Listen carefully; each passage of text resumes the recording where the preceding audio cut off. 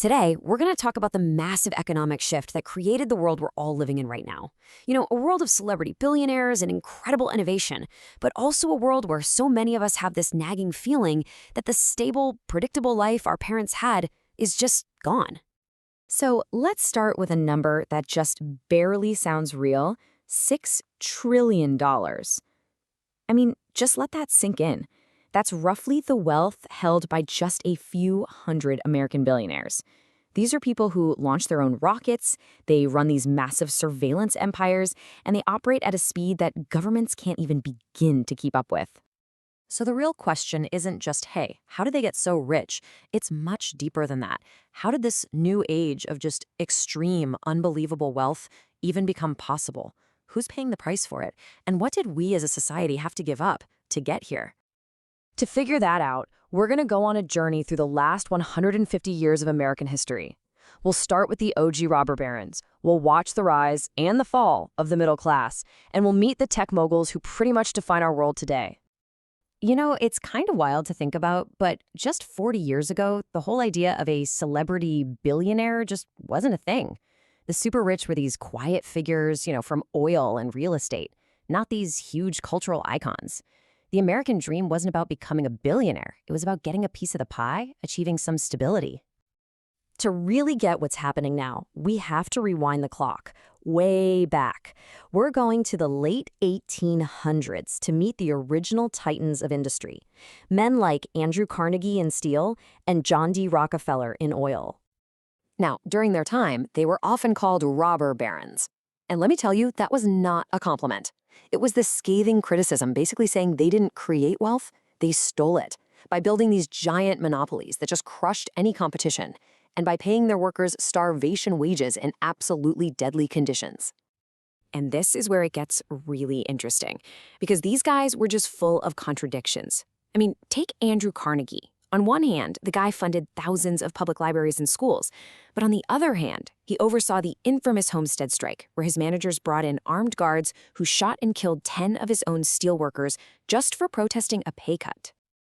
What's even crazier is that Carnegie himself wrote this famous essay, The Gospel of Wealth, where he argued that rich people had a moral duty to give away all their money for the public good. He was out there preaching this code of philanthropy, while his own fortune was literally being built on the backs of exploited workers. Well, an era of extremes like that, it was bound to break. And boy, did it break. After the Roaring '20s came to a screeching halt with the crash of 1929 and the Great Depression, America's whole philosophy on wealth and inequality had to change, and fast. And what came next is what economists call the Great Compression. The government rolled out these massive reforms. We're talking Social Security, an end to child labor, and they jacked up the top income tax rate to over 90%. The goal was to prevent another total collapse. And here's the thing, it actually worked. The gap between the richest and the poorest Americans shrank to its lowest point in modern history. Look at this. In 1928, the top 1% took home a quarter of all the money. By the mid-50s, that was down to less than 10%. This was the birth of the stable American middle class. So what did this mean for the average person? Well, life got really good. Unprecedentedly good. Owning a home, owning a car, sending your kids to college, this all became possible for tons of people, often on just a single income. And with tuition that affordable, real upward mobility became a reality for millions. Okay, let's hit the fast forward button. We're jumping to the late 70s, early 80s. There's a new revolution starting to bubble up, but this one wasn't happening in steel mills or on railroads. No, this one was happening in the garages of Silicon Valley.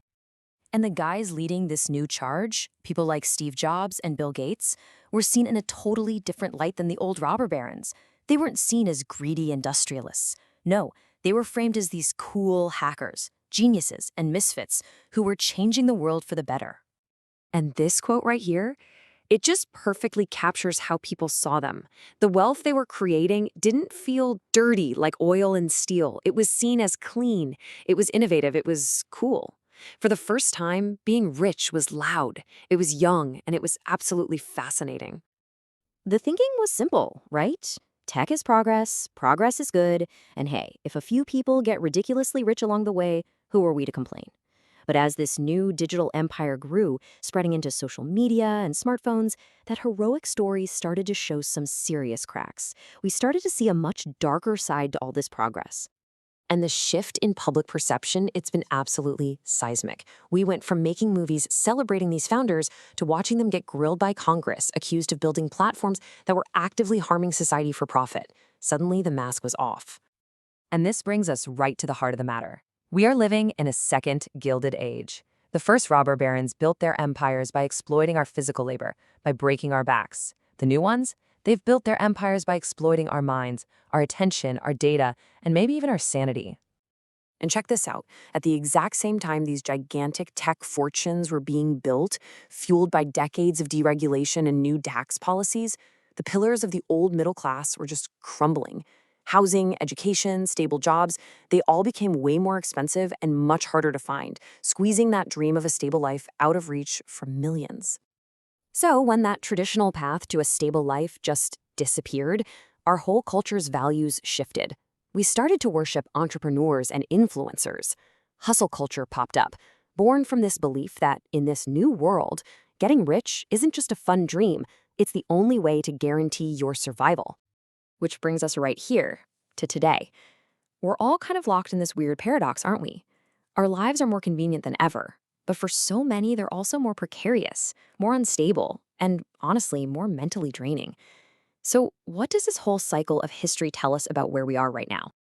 When you look back, you see this pattern, this huge trade-off we keep making as a society. In that first Gilded Age, we basically traded our labor and our safety for industrial progress. In this new Gilded Age, we've traded our privacy and our sanity for digital convenience. So from industrial barons to tech oligarchs, we've seen this cycle play out before. And each time, it seems like we trade a little piece of our humanity for progress, which leaves us with one last, pretty crucial question. In a world where our labor and now our minds have been sold off, what's the one thing left that isn't for sale?